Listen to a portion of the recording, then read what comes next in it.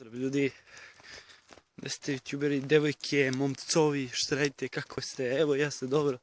Idem do prodavnice koju dalje na 3 km od moje kuće, verovali ili ne.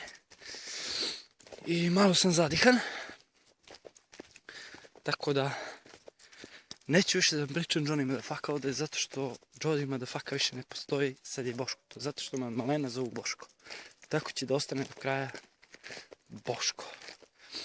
Drugo, šta se teo ovim klipom? Mnogi da su mi postavili pitanje kad će GTA 5-ica? Ljudi, uskoro. Znači, iznenađit ću vas uskoro. Od sponzora tema da mi stignu neke komponente. Biće snima kako ih postavljam. Sve.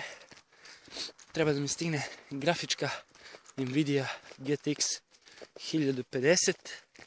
4 GB DDR5, treba da mi stigne 32 GB rama. Tako da bit će GTA 5 full. Igrat ćemo i online i rešavat ćemo misije, tako da budite spremni. Treba mi neka kamera da mi stigne, neki mikrofon, tako da bit će još bolje slika, bit će lepše, ima da uživate.